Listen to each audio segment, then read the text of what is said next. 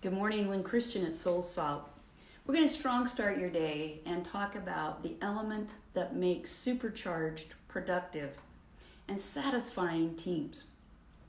Google studied this to find out, and they spent millions of dollars doing it, what makes the best team. The All Blacks down in New Zealand, the rugby or football team, understands this concept. And John Gottman and his wife have studied the dynamics of really strong partnerships between couples. The same kind of thing that we're going to talk about today is imperative in all of those dynamics, from Google Teams to the All Blacks to great couples. And that is the concept of trust. Now, I've created a blog that can talk to you about this in greater detail, but let me give you the overview. I didn't know these dynamics until I started to work with Judith E. Glaser, the woman who brought us organizational anthropology topics like conversational intelligence. And with some of the research that she brought in from Angela D'Amico from Temple University, finding out that the prefrontal cortex, the neurons that fire there with the neurons firing in the heart, create this network of trust. There are 5 things that you and I can do consistently in our partnerships, in our teams, in all of our relationships that will build trust. And I promise you, and I've seen this happen in my own company, in my own relationships, and in the relationships and companies of the people that I coach. When you consistently maintain all 5 of these elements I'm about to share with you, you will build trust. So thank you, Judith E. Glaser, for giving us what she calls the trust model.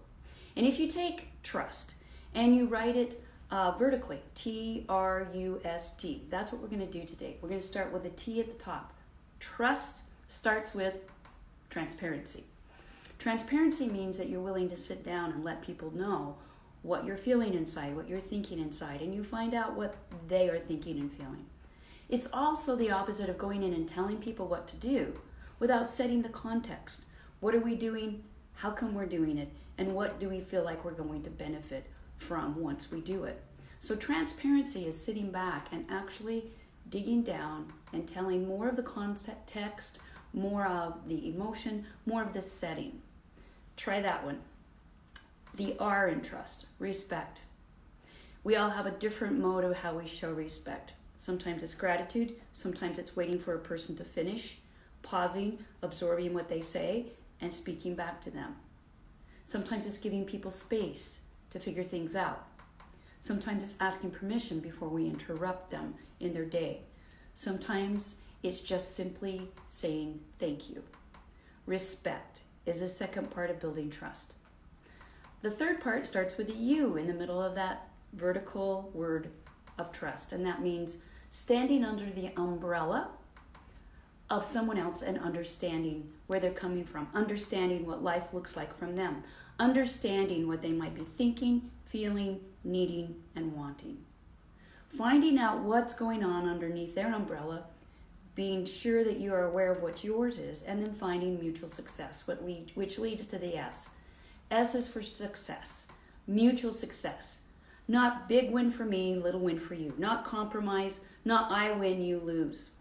But coming together and finding a way for a win, win, win. A win for the partnership, a win from each individual. A win for the individuals in a team, and another team, and another team, and the company. Mutual success. And then finally, the last T in trust is tell the truth. Get rid of assumptions. Be willing to come clean about things. Be willing to not know and say that. Be willing to share your feelings honestly and in a palatable way. These 5 things, if you will follow those consistently, you will see that trust builds and grows in your families, in your teams, and your partnerships.